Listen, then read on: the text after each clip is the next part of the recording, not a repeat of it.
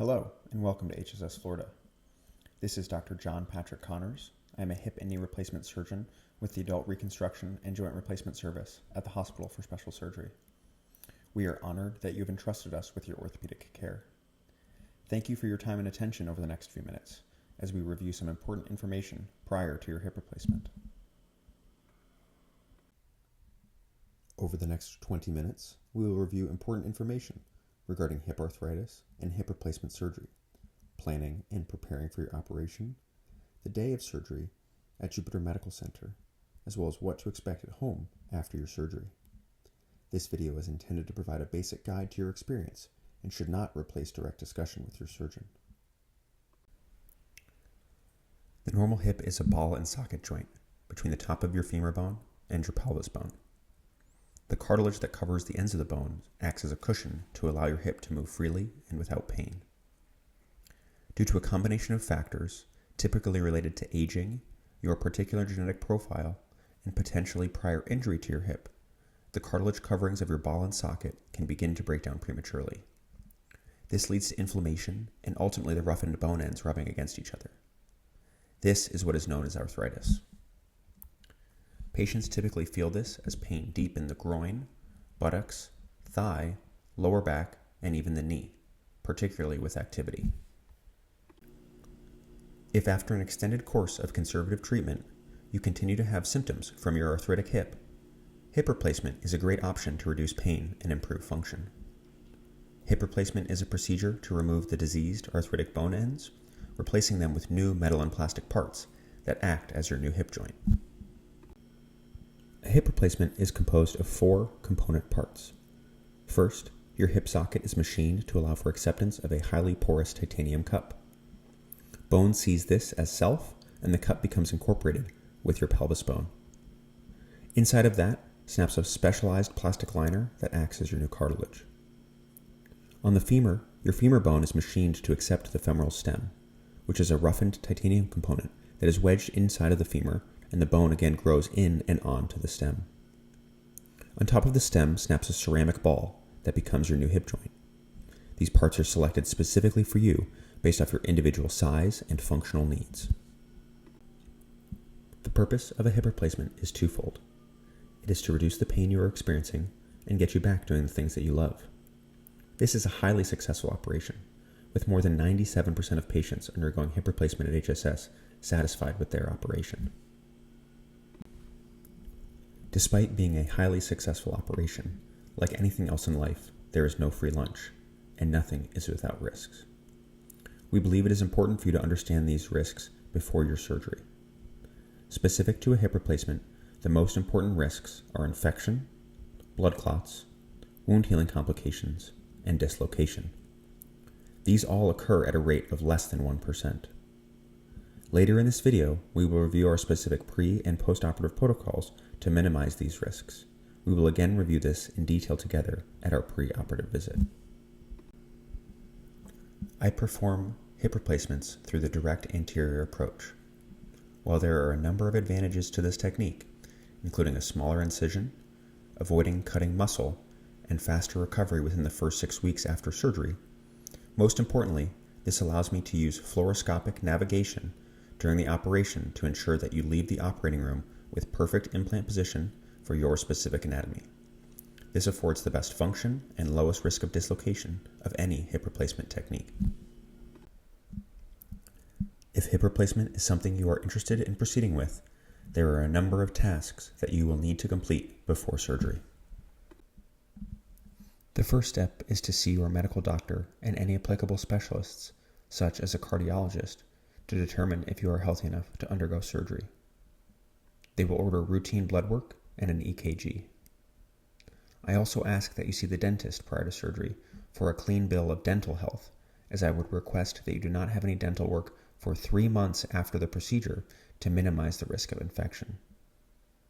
These clearances will need to be sent to our office at least 2 weeks prior to your operation, and I recommend that you call to get in with your primary physician, cardiologist, and dentist as soon as possible once you have picked out a date for surgery. Next, you will need to prepare your team and your home for surgery. Hip replacement recovery is a team sport, and you cannot do this alone. You will need somebody to pick you up and drive you home from surgery, and I ask that you have somebody with you around the clock for at least the first 72 hours after surgery. After that, you may stay on your own, but most patients will need some help around the house with things like cooking and cleaning for at least the first 2 to 3 weeks after surgery. Through your insurance, my team will coordinate a nurse and a therapist that comes to your house twice a week for the first 2 weeks to check on you. These are not full-time caregivers. Most commercial insurances, particularly Medicare, do not cover full-time caregivers or rehab center stays after a hip replacement. It is important you discuss your benefits with your particular insurance carrier to understand what will be covered, what will require a copay, co-insurance, or is an out-of-pocket cost. You will also want to prepare your home for surgery. This includes organizing frequently used items nearby, such as phone chargers, removing anything from the ground that may be a tripping hazard, and making a recovery plan for any pets that you may have at home. Next, there are several pieces of equipment that you will need to gather. In your pre-surgery packet, I have provided you with a prescription for a walker. You will need this for the first few days to a week after surgery. You can obtain these from a local durable medical equipment supplier if you would like to use your insurance, or alternatively, these can be purchased out of pocket from a store like Amazon or Home Depot for approximately $60. In your pre-surgery packet, I have also provided you with specific instructions for skin and nose cleaning prior to surgery. I ask that you obtain these specific items as soon as possible, as you will need to begin using them starting 5 days before your operation.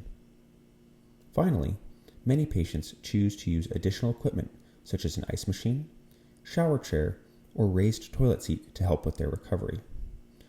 While not typically covered by insurance, I have partnered with a third-party vendor known as the Recovery Shop to help facilitate you obtaining these helpful items prior to your surgery. You have received a QR code in your surgery packet, as well as a direct link that will be included in the email containing this video.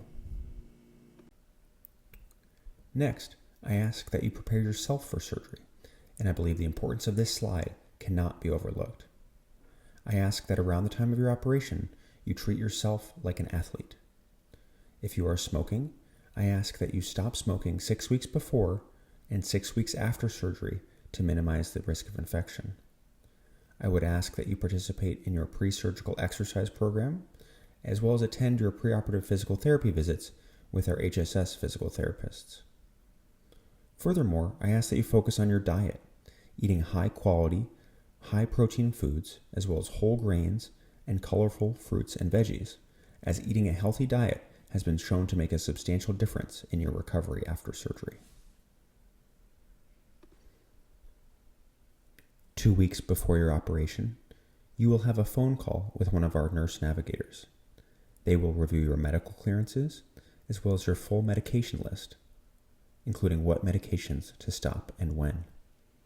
It is vitally important that you follow their instructions, as failure to do so may result in your surgery being canceled. While these specifics will be reviewed in detail at your 2-week preoperative phone call with the nurse navigators, as a general rule, I ask that you stop anti-inflammatory medications at least 10 days prior to surgery and any blood thinning medications at the very least 5 to 7 days before your surgery, though this will be ultimately at the discretion of the physician who prescribes these medications.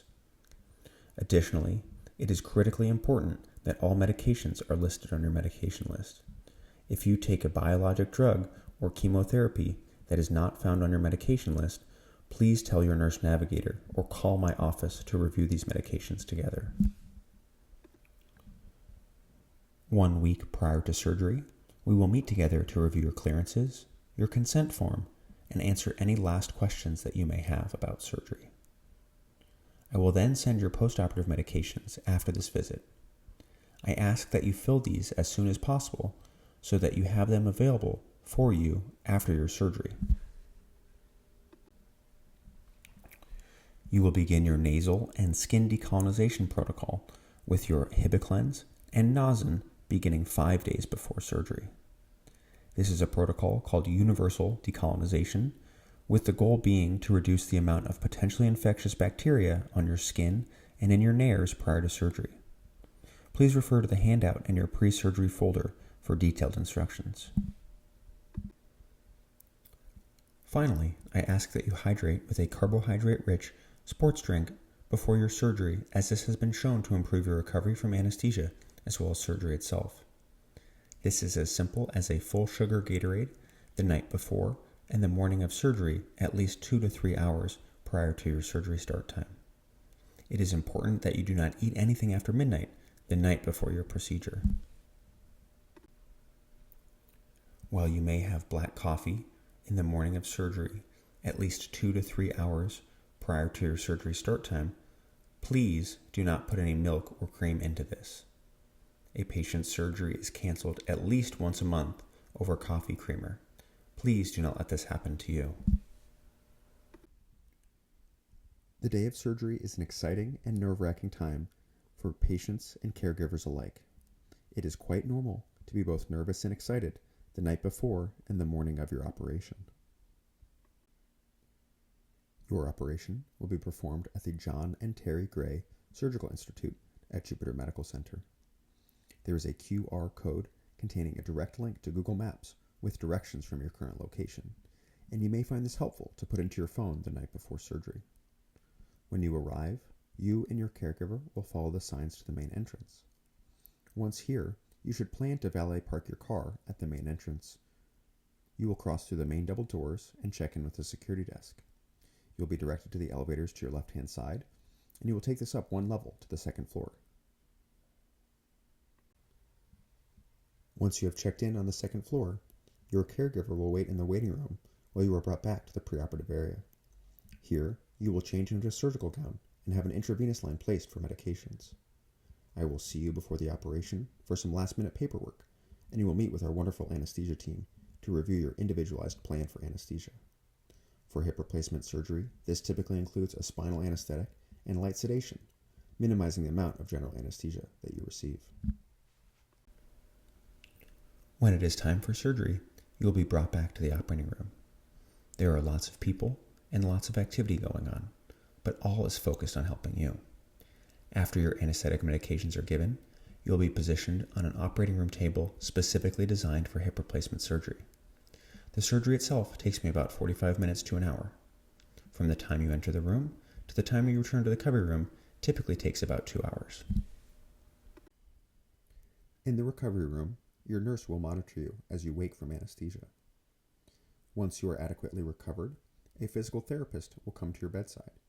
He or she will teach you how to walk with a walker and get in and out of bed. Once you are comfortable, you will be discharged home. This is typically about 4 to 5 hours after arrival to the hospital. After discharge, while the hardest part is over, the first few days of recovery can certainly be challenging. Over the next few slides, we will review your experience at home to make your recovery as easy and seamless as possible. At home, I want you to take it easy for the first 2 weeks. I expect pain, swelling, and bruising, particularly worse on days 2, 3, and 4.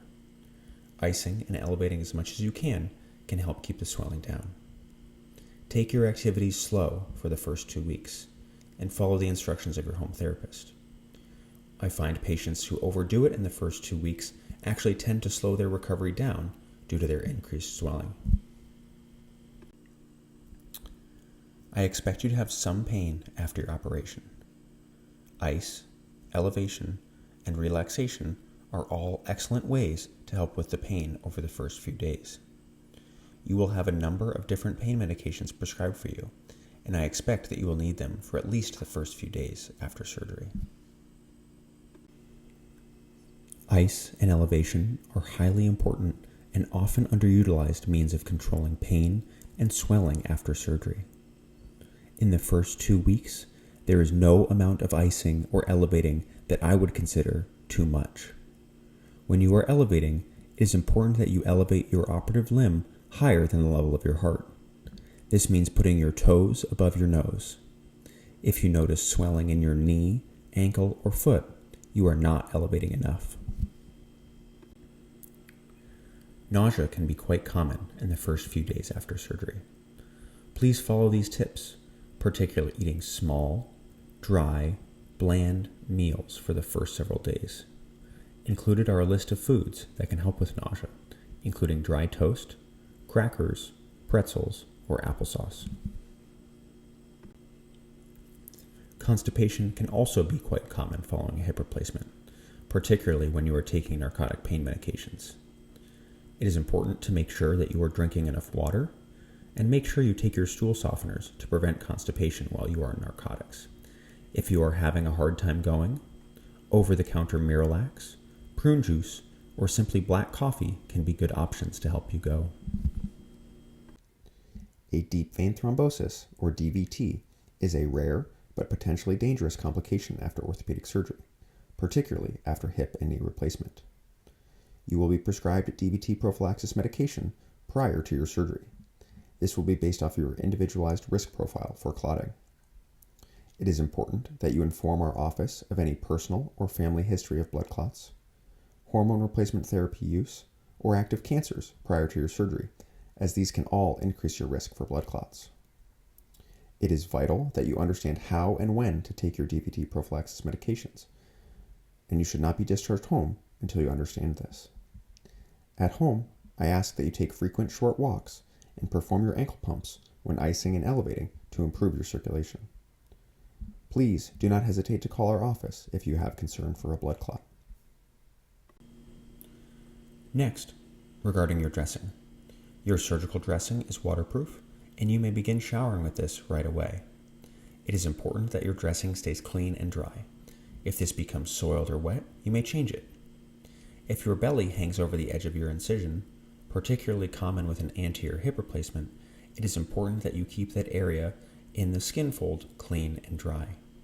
Please use a clean and dry hand towel to keep this area dry. You will remove your waterproof dressing on day 7, and you will leave the silk bandage on underneath in place.